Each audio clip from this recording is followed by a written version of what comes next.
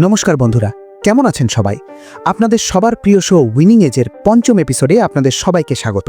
আমি রাহুল প্রামাণিক, আর আজ আমরা এমন একটা বিষয় নিয়ে কথা বলবো যার জন্য লক্ষ লক্ষ ফ্যানেরা অধীর আগ্রহে অপেক্ষা করে থাকে। হ্যাঁ, ঠিকই ধরেছেন, আজকের ফোকাস রয়্যাল চ্যালেঞ্জার্স ব্যাঙ্গালুরু বা আরসিবি।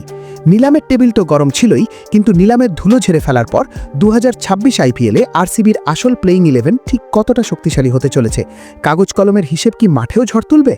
আজ সবটা কাটাছেড়া করে দেখব।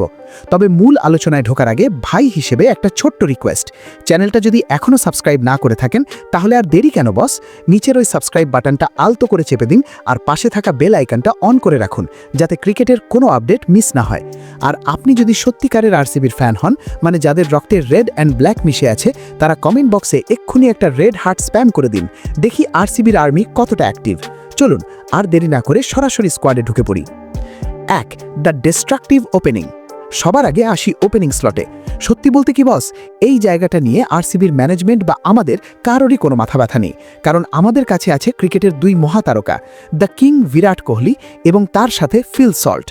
বন্ধুরা, এটাকে আপনি ওপেনিং জুটি বলবেন না, এটা হলো বিপক্ষ বোলারদের জন্য একটা দুঃস্বপ্ন। গত বছর এই দুজন মিলে যা শুরু করেছিল, 2026-এও ঠিক সেখান থেকেই শুরু করবে।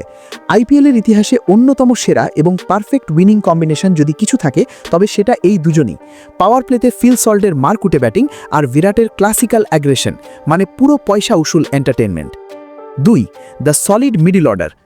ওপেনিং তো সেট, কিন্তু একটা ম্যাচ জেতার আসল চাবিকাঠি থাকে মিডল অর্ডারের হাতে, আর এখানেই আরসিবি এবার মাস্টার স্ট্রোক খেলেছে। কম্বিনেশনটা একটু দেখুন। 3 নম্বরে আমাদের ক্যাপ্টেন কুল রজত পাটিদার। স্পিন হোক বা পেস, রজত যে কতটা ভয়ানক হতে পারেন সেটা আমরা সবাই জানি। 4 নম্বরে পাওয়ার হিটার টিম ডেভিড। শেষ কয়েক ওভারে যখন বল মাঠের বাইরে পাঠানোর দরকার হবে, টিম ডেভিড সেখানে একাই 100। 5 নম্বরে গেম চেঞ্জার ভেঙ্কটেশ আইয়ার। ভেঙ্কটেশ আইয়ারের দলে আসাটা আরসিবির জন্য সবচেয়ে বড় প্লাস পয়েন্ট। কেন জানেন? 1. উনি বাঁ হাতি ব্যাটার, যা কম্বিনেশনে বৈচিত্র্য আনে। 2. প্রয়োজনে পার্ট টাইম মিডিয়াম পেস বল করতে পারেন। আর সবচেয়ে বড় কথা, উনি একজন ফ্লোটার। পরিস্থিতি বুঝে ওকে 3 নম্বরেও নামানো যায়, আবার ফিনিশার হিসেবে 6 নম্বরেও।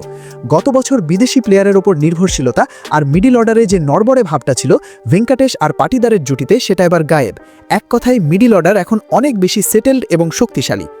আপনাদের কাছে আমার প্রশ্ন, এই মিডল অর্ডারকে আপনারা 10-এ কত রেটিং দেবেন? 8, 9 নাকি পুরো 10? কমেন্টে কিন্তু অবশ্যই জানাবেন। 3. Lower order.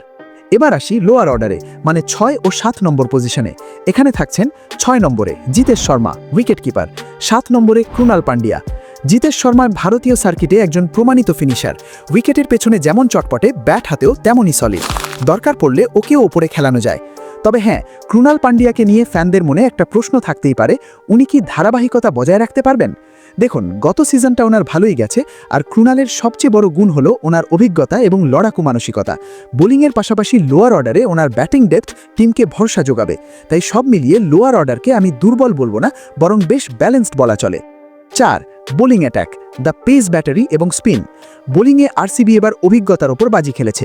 পেস অ্যাটাকে থাকছেন 3 মূর্তির: জশ হ্যাজেলউড, টি20 ক্রিকেটের অন্যতম সেরা line length bowler; Jacob Duffy, ICC র্যাঙ্কিংয়ে যার নাম এখন ওপরের দিকে, ভবিষ্যতের সুপারস্টার; এবং ভুবনেশ্বর কুমার, সুইংয়ের রাজা, অভিজ্ঞতার পাহাড়।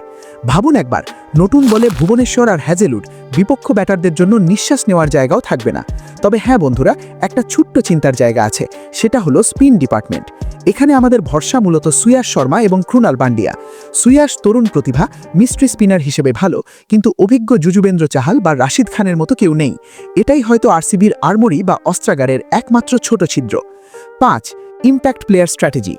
ইম্প্যাক্ট প্লেয়ার হিসেবে আমাদের হাতে দুটো সেরা অপশন আছে: জশ দয়াল, পেসার, এবং রোমারিও শেফার্ড, অলরাউন্ডার।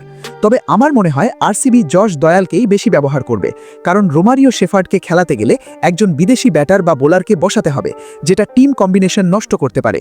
তাই কঠিন পরিস্থিতিতে বা ডেথ অফারে বল করার জন্য জশ দয়ালই হবেন তুরুপের তাস।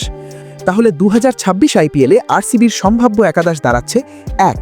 বিরাট Kohli, 2. Phil Salt, 3. Rajat Patidar, captain, 4. Tim David, 5. Venkatesh Iyer, 6.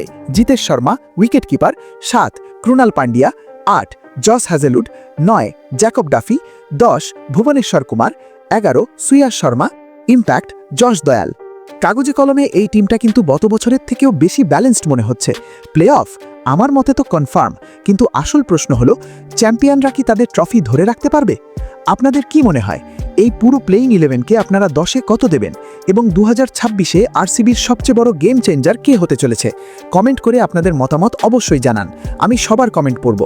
ভিডিওটা ভালো লাগলে একটা লাইক দিন, বন্ধুদের সাথে শেয়ার করুন। খুব শিগগিরই আরেকটা দলের পোস্টমর্টেম নিয়ে ফিরে আসছি। ততক্ষণ পর্যন্ত ভালো থাকুন, সুস্থ থাকুন আর দেখতে থাকুন উইনিং এজ।